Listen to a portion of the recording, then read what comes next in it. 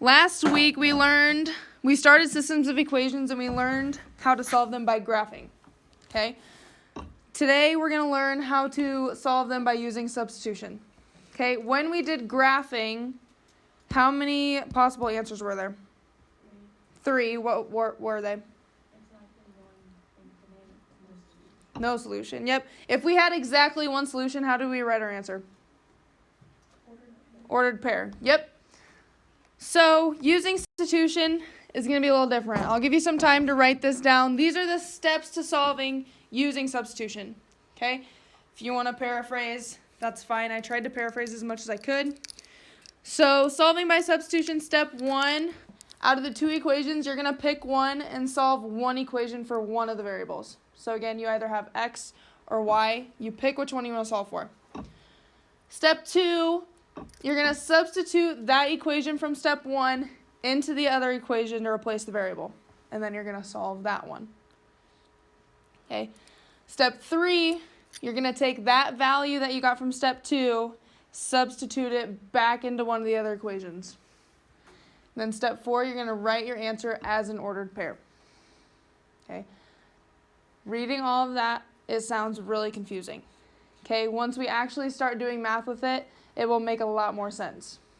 Okay. But some people would rather have the steps that they can read. Okay. So I'll give you some time to write these down. So we are going to jump right into an example. Okay. Again, we have 2 equations. With systems of equations, you're always going to have 2 equations you're working with at the same time. Okay, so go ahead and write these down while I talk a little bit about them. When we were doing them by graphing, what form did we want them in?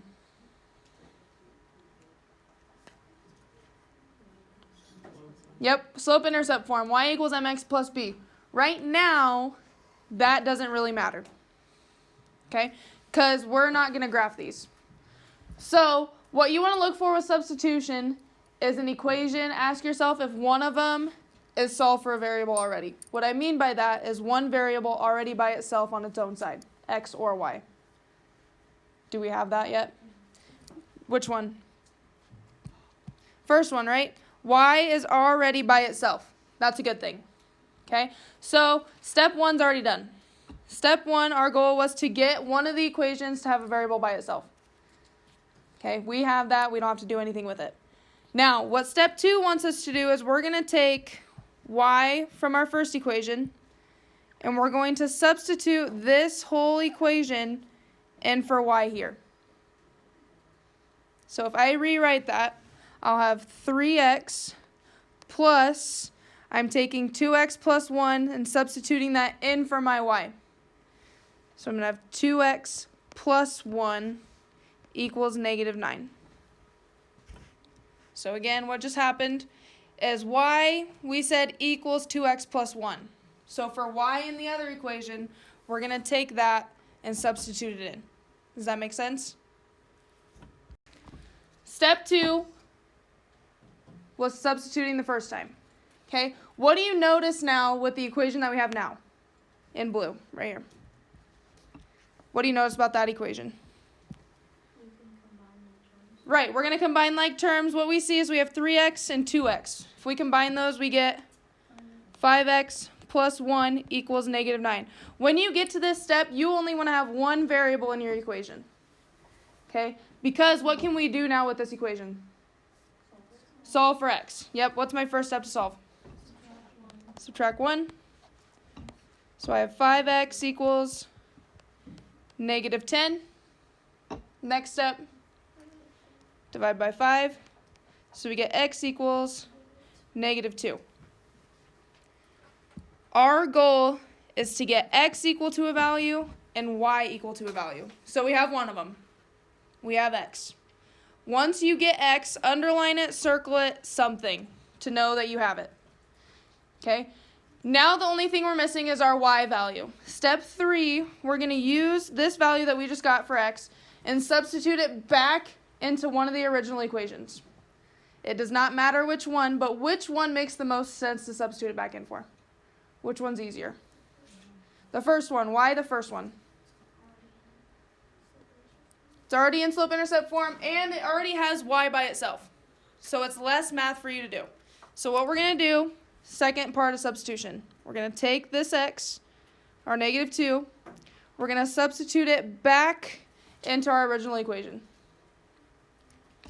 So what that gives me is we're going to have y equals 2 times x we said was what? Negative 2 plus 1. If you wanted to plug x into the other equation, you could also do that. It does not matter. You'll get the same thing. Okay? Now from here, all you have to do is a little bit of math. What's 2 times negative 2? Negative 4 plus 1? Negative 3. Okay, so we have our x over here, and we have our y now. What was step 4 that you wrote down? Write the answer as an ordered pair. Do we have what we need to write as an ordered pair? Yes. How would I write it? xy, which is negative 2, negative 3. So, this example, what do you notice about this example? Go ahead and write it down first. All right, what do you notice about this example compared to the one we just did? We don't have a variable by itself. Okay? Now, the person sitting next to you and you can do two totally different things. Even the person at a different table from you can do a different thing. It does not matter, but I want to say the same for this example. Okay? Which equation looks easier to get a variable by itself? Top one. Why the top one? Which variable should we get by itself when we're looking at the top one? I would get x by itself. Why would I choose x? You won't have to divide. You won't have to deal with fractions. Okay? So if I choose my first equation, I'll rewrite it. X plus 2y equals 6. I want to get x by itself. Okay? If you wanted to get y by itself, you could get y by itself. Okay? But if I want to get x by itself, what would my step be? Subtract 2y, because we want to get x by itself. So I'd have x equals negative 2y plus 6. Slope-intercept form does not matter anymore. It does not matter with substitution. Okay, I can get x by itself instead of y. So now we have an equation with a variable by itself. That was step 1. So now that we have a variable equation by itself, what was our next goal? What was our next step? What do we want to do with that? Substitute it where? Which equation do we want to use of our original?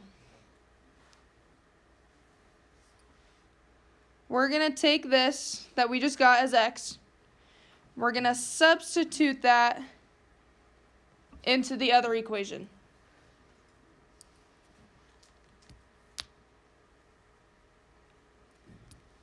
Does that make sense to everybody?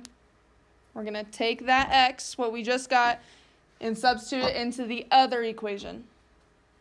Okay? So if I substitute that, I would have 3. Keep that 3. Let me write in a different color. I would have 3 times, we said x was what?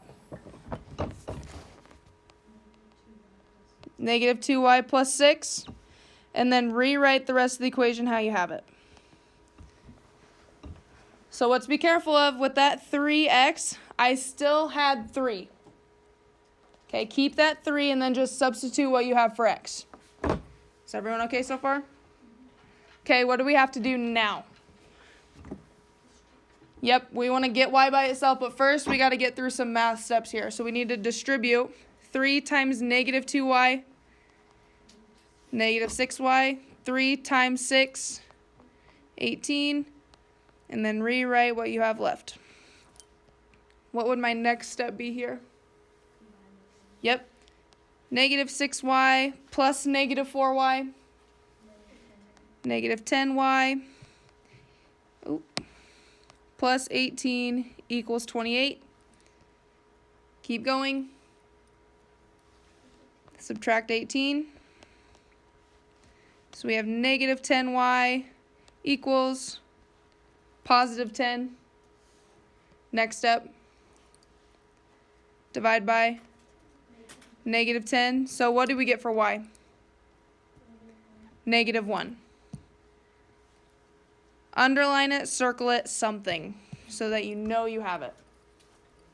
Okay? We're almost there. Now that we have y, what else do we need to find? We have to find x. Which equation should we use to find x?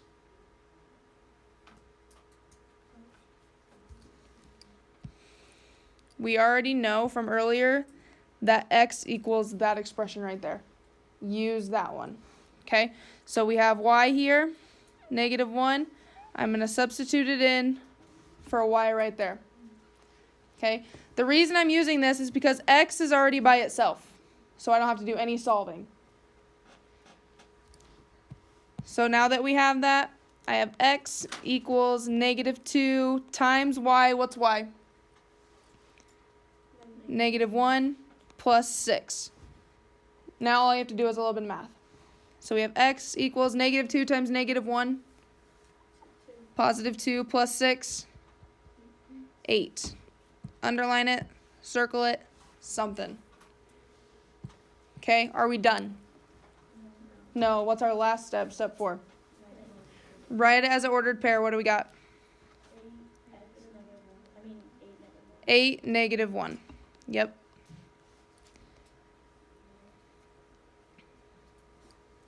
Any questions over the process?